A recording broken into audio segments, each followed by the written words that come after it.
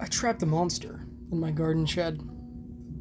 Part 1. By random appellation 468. Faith is an interesting thing. Lots of people seem to have their own definition of it, and many claim to have none at all. Everyone I meet has their own reactions when they find out I'm a preacher. Some are enthusiastic due to sharing the same beliefs, while others are polite but disinterested. Every once in a while, I do get the vicious insults from someone who had no issue with me until they found out about my religion, and I have to endure them screaming abuse until they stomp to their car, jump in, and speed away in a squeal of blind fury. It's part of the job, as unpleasant as it can be, and I've learned to pay them no mind. Hate only begets hate, after all. But there is a darkness in Barron County, a creeping evil strong enough to test even my faith. Shadows move in the woods, and it's not safe to go out at night anymore. No cars drive down our roads, and I haven't seen another human in close to a week. I hear dozens of gunshots from over the ridge almost every night, along with explosions. Not something normal, even for this rural community. Service is spotty at best, so my efforts to contact anyone else have been dismal failures. I'm only just managing to write this by the slimmest amount of reception, and even then, it could take several hours just to successfully upload it. My gut tells me that the county government knows far more than they're letting on, and if the night rangers over at New Wilderness have any clues, they're planting their cards close to the vest. Still, the place is here. From 3 days ago, I decided that I would serve God best by finding answers to the trials that He has entrusted me with. So, with a lot of effort, prayer, and ingenuity, I finally managed to trap one of the creatures in my garden shed last night. To be honest, I didn't think I'd be able to pull it off, and I could barely sleep afterward in morbid curiosity. Granted, the creature screeched like a demon from hell, which I was fairly convinced it could be, but at least something like an answer to this nightmare was within reach. The instant the sun began to rise, the cries of its fellows receded back into the trees. I got dressed and headed for the door. Damp grass swished under my shoes, clean and sparkling in the early morning sunrise. Red, orange, and yellow tendrils of light poked out over the low hills nearby, and acrid wood smoke from my chimney hung in the air like swirly silver curtains. A few birds chirped, happy as clams to see the day, and I couldn't blame them. The nights hadn't exactly been peaceful lately, and the reminders of that still smothered in the mound behind the parsonage from days past. A heap of fire-blackened skulls frozen in death, their empty sockets craned skyward. God give them peace, whatever they are. Posing in the yard, I turned to look back at the church, taking in the neat white clapboard siding, the gold-painted wooden cross on the steeple, and the slate-gray shutters. Ever since Stacy had been killed by a runaway semi-truck the previous June, life had been one catastrophe after another. I'd struggled to find a home church as a new pastor, fresh out of seminary, and my lack of success combined with the tragic loss of my wife nearly drove me to despair. All that changed when I received a letter requesting my pastoral services. Upon reading it, I'd broken down in tears.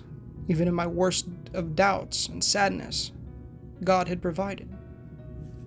It took close to 14 hours to drive from my comfortable suburb, home in Iowa, to the Ark River Church of Redemption in Barron County, Ohio.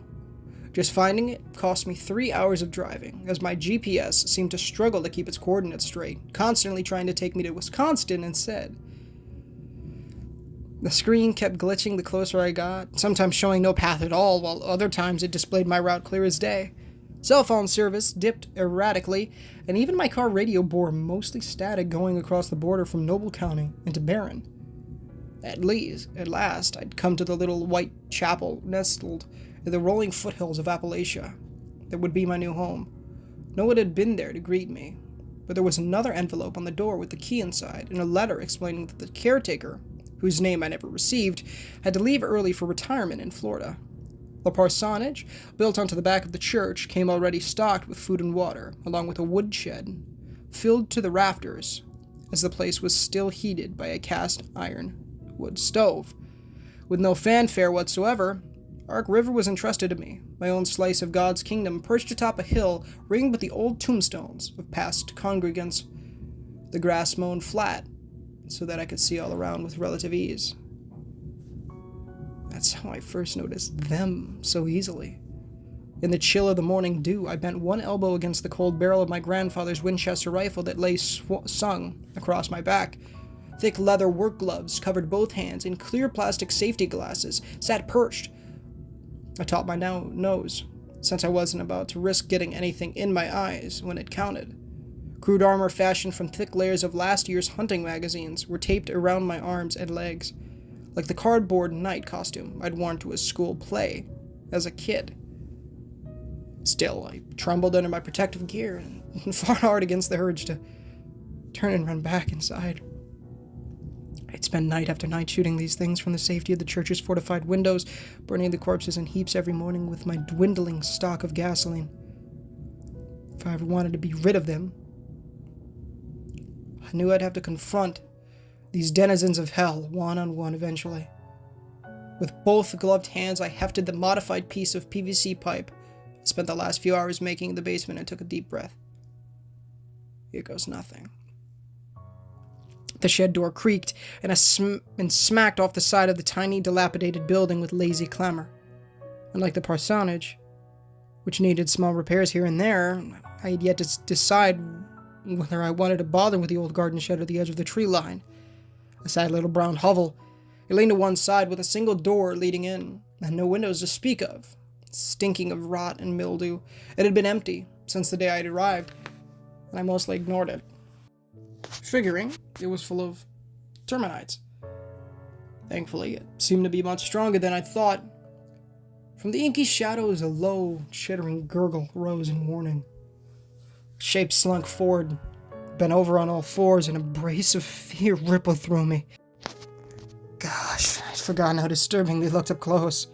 The first time I'd awoken one night to a chorus of blood-curdling screams echoing just outside my bedroom window.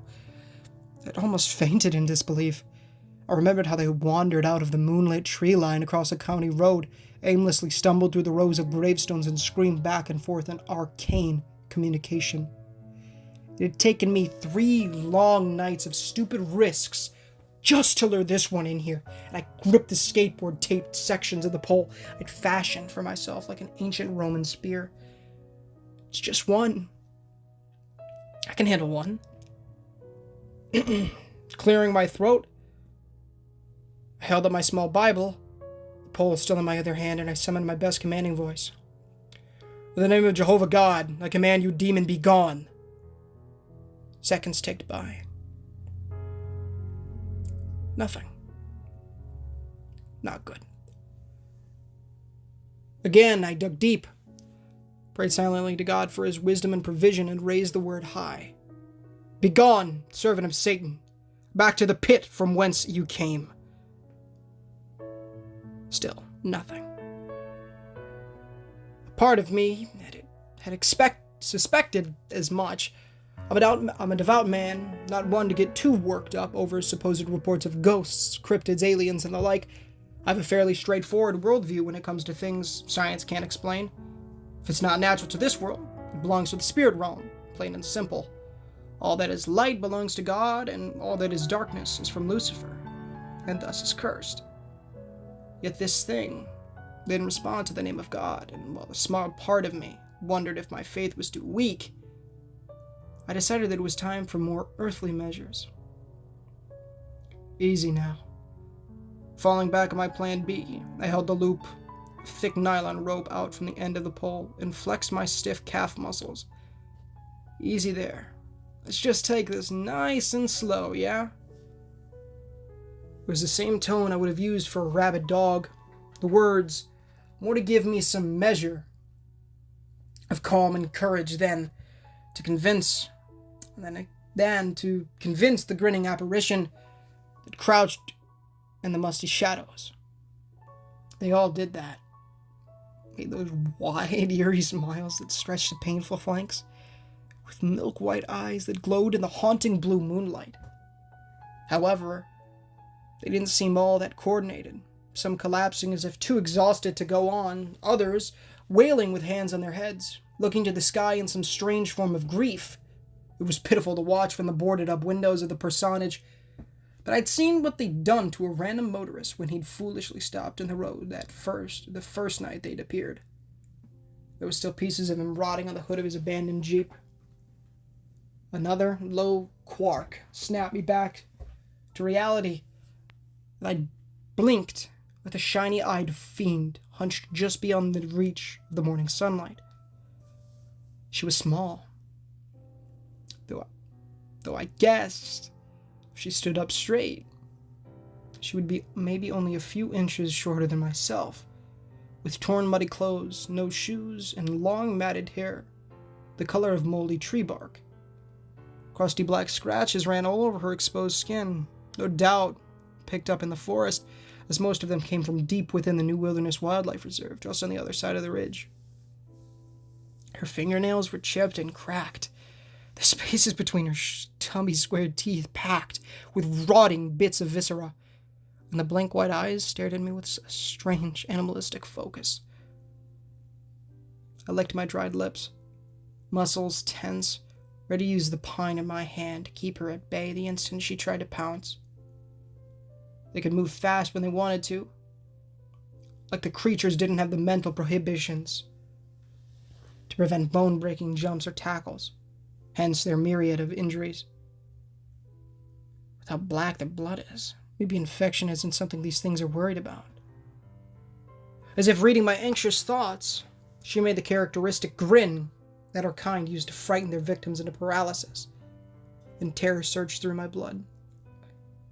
Her hand darted forward, and 5 pale, contorted fingers slid into the orange rays of the morning sun. Hiss! For a moment, I almost thought I could caught a small plume of smoke waft off her grimy skin, and the air stank of stagnant water. A howl of pain like I'd never heard any of these creatures make before came out of her fluid-filled throat, and the fiend scuttled backward, shrieking and clicking with swollen vocal cords, as if cursing me and the sun beneath her fetid breath. So that's why you're not pouncing. Terrified, yet intrigued, I took a step closer to the threshold of the shed and jabbed my makeshift dog catcher's loop into the dark. Not a fan of the sunlight, huh? Speak, demon. I am a servant of Adonai, and I demand that you speak. She returned my approach with a hateful snarl at the nylon loop and leapt at the far wall with enough force that the structure rattled on its foundation. Yet the moldy plywood didn't give, and the thing collapsed to the floor with a mournful shriek that almost sounded frightened. For how high-pitched it was. I always pictured demon-possessed people to be more powerful. While these things were frightening enough, I started to wonder if perhaps this was something natural, not spiritual. If it's some kind of bioweapon or pathogen, I'm done for. I've got no protection, no gas mask, no hazmat suit. Might as well chain myself to a tree and wait. Shaking off the creeping doubts, I tried to get the loop over her head, but the creature ducked out of the way. One greasy hand snatched at the end of the pole and yanked it from my grasp. With a squeal of triumphant delight, she gnawed at the loop like a dog. When that didn't produce anything edible, the fiend hurled my weapon back out into the yard with contempt. As if upset at being deceived, she growled and slammed her dirty fists on the wooden floor in an almost ape-like tantrum. I didn't tell you to try eating it. I scooped the pole off the grass, my eyes never leaving her in case the sun hatred was a front to get my guard lowered. Besides, it can't be any worse than the stuff you're... My thoughts trailed off at the way she looked at me, focused with intense fascination in my hands, as though there was something hypnotizing about them. At first, a brace of fear ran through me once more. But the second I moved my left arm, the fiend's head twitched to follow it. Glancing down, I stared at the watch Stacy got me for my last birthday, and a twinge of pain rippled in my chest. Something to keep you up. You keep track of time. The time now that you're an old man. I could hear a soft, teasing voice in my head. The love in it. The warmth. How happy I had been then. How simple things were. Very funny. I'm only turning 28, not 50, babe, and you're only a year behind me, so... My smile felt foreign after not wearing one for weeks on end. Remembering how we'd laughed together, danced in the living room, and ate cheesecake while watching Jurassic Park, our favorite pastime from when we were dating. I remember how we burrowed deeper beneath the blankets after the credits rolled, the taste of her lips, and Stacy's head on my chest afterward, her hair smelling sweet like roses. My wife. My world. Gone. Grief tugged at my composure, and I fought hard against the tears that pooled in my eyes. No, you can't have it, it's mine. The creature cocked her disgusting head to one side, and as though she couldn't quite understand.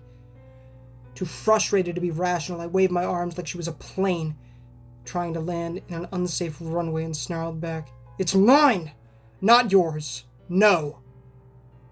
That sweep of my left arm, the fiend jumped to one side of the shed, pouncing on a spot, as if she'd been after something. When she lifted her hands, there was nothing there. But that didn't stop the critter from craning her head around, white eyes probing her surroundings. I caught the flicker of morning sunshine on the glass face of my watch, and a wave of curiosity helped to smother the painful memories. Wait, you want to play? She sat back on her haunches like some primordial nightmare and frowned, clacking her wooden teeth in disappointment. With a flick of my wrist, I flashed a small ball of white sunlight at the opposite wall, and her milky eyes locked onto it. The ragged being hurled herself across the shed, sludge-encrusted lips pulled wide in an eerie grin that gave me goosebumps. Man, she could move fast, like the skinny thing lacked any sense of how much she might hurt herself. Yet she still looked so innocent, as if the game amused her, the shed a momentary inconvenience, and the strange pole-wielding creature that held her prisoner no more than a curious new addition to her bizarre world. What? She's not a stray kitten, Adam. She's an offense to nature. Likely some kind of demon from hell. Get your head in the right place. But even as I mentally chastised myself, a new idea formed inside my brain. Grinning, I held up a hand, as if the creepy humanoid could understand what that meant. Wait here. I'll be right back. 10 minutes of rummaging through my still-packed moving totes later, I returned with the cheap full-length mirror I'd purchased after dropping our old one when Stacy and I first moved to our home in Iowa. I figured a big light would be even more intriguing for the creature, but the second I set it down, she went rigid. I watched, dumbfounded, as the fiend stared at her own reflection, as still as a statue. Hazy eyes roamed over the image of her filthy limbs, moldy hair, and inky scratches, taking it all in. Her knees wobbled and creaked, but with small, unsteady movements. She stood up.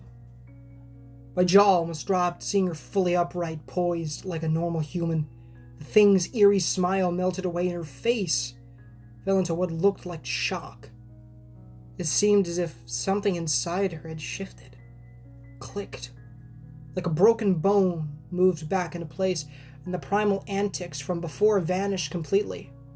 In that moment, with the stunned expression on her dirty face, she appeared more human than ever. Both her grubby hands trembled, and the creature took a hesitant step forward, reaching out toward the glass as if to take her reflection's hand. She stared into her own eyes, and a black dot formed at the inside corner of one thin eyelid. It grew bigger and bigger, swelling until the fluid spilled over her sticky lashes and ran in a long, dark river down her pale face. More came, 2 small trickles of ebony sorrel that flooded over her cheeks, and the fiend lifted a hand to brush at them. Her touch was lighter, not as rushed or as unrestrained as if she had woken from some nightmare, only to find herself in another one, and was trying to make sense of it all. Confusion etched across her features. The fiend looked down at her cracked fingernails in horror, the dark sludge glistening on them like blood. Her eyes skewed shut as she covered her face with both hands and screamed. Between my fingers, the mirror shattered into 1,000 different pieces before I ever let go, and it throbbing slashed through my head. I stumbled backward, landing on the grass with a ringing in my ears, and my heart pounded like a tri-fammer. The gun, get your gun! She's going to kill you. Twisting on the ground, I dragged the rifle from my back and thumbed the hammer down. I turned to level the muzzle of the 30-30 at her, finger on the trigger. She lay on the floor, curled into a ball, 2 skinny arms wrapped around her knees. The fiend's entire body shook and trembled, like she was freezing to death, but somehow, I didn't think the morning chill bothered her. It was as if she'd been stunned by a taser, zapped into immobility, and despite my pulse still racing from the scare, I felt a twinge of remorse. Sorry. She didn't respond to my apology. Not that I expected her to. Instead, the creature just lay there and shook, her silence deafening after all the strange noises she'd made before. Whatever I'd done by showing her the mirror, it had incapacitated her in a rather grave way, and I decided not to bother her for a while. I needed time to think, to process what I just witnessed, and try to formulate a plan of action. Shutting the shed door, I locked it with the rusted padlock that had been on it when I had arrived, and headed for the parsonage, too mentally exhausted to do much else. The rest of the day I spent quietly checking my barricades, inventorying my food, and trying to call the sheriff's office, only to get sent straight to voicemail. By the time the night fell, I could hear the screams of the other fiends coming from the forest, so I locked my doors and doused all the lights, save for this laptop I'm using. Not sure what is going on, be it demonic or something else. If service were better, perhaps I could search the internet for answers, but I'll be lucky just to get this posted correctly. The creature in the shed is screaming again, though I have to admit, a part of me feels bad for her. I have no idea what I'm dealing with. And since I'm assuming it's not spiritual, then it must be biological. In which case, I'm hopelessly lost as to how I can help her. Granted that if aiding such an entity is possible at all, perhaps she doesn't want my help. Perhaps the most merciful thing to do would be to wait until morning and use my grandfather's rifle to end her suffering. For she, like the rest, is clearly in torment. I have to go. I think the fiends outside are trying to rip down the shed door. They're stubborn and brave for trying to rescue their comrade. I'll give them that. As much as it might weigh on my conscience later, I'll have to put them down, or this entire experiment will be a failure. God forgive me. Hey guys, thank you so much for watching today's story. If you did, of course, enjoy, please feel free to leave a like, as it does help the channel innumerably and does get the gospel into people's feeds. As well as consider subscribing, as we're trying to hit 1,000 subs by the end of the year, and it would be a massive, massive blessing from the Lord if you guys decided to do so. Of course, repent of your sins and trust in the good Lord Jesus Christ with all your heart, mind, soul, and strength. Read the Holy Bible daily, pray daily, and evangelize people. And make sure to go in the description, one of the pinned comments, read the $1 million question to know how to become born again. Of course, guys, there's the Discord. Also, $1 million questions on the screen right now. The Discord, go join that Discord. We're trying to build that community up, and it will be so awesome to talk to you guys. If you guys have any game requests, anything like that, or even if you have one of your favorite horror stories that you want me to narrate for you, let me know. If you have any personal stories that you want to do, either hit me up on Discord or, of course, the business email, I suppose. Discord's probably better, but yeah. For sure. And if it's something you haven't written but you want to see, I'll have to ask the author. and totally can do that. I'll do my best for that as well. Obviously, not everybody wants people to narrate their stories. It's something that I've had to do. And some people want compensation, which is completely valid, by the way. I just don't have the money for that, and I'm a much smaller channel, so, you know. Some people are like that. They're like, you're a smaller channel, go ahead, don't care. But once you get bigger, you know, obviously, it's kind of then I expect compensation, which is fine. But yeah, guys, thank you for watching, and until next time, guys, this is Ninja Gamer, signing off.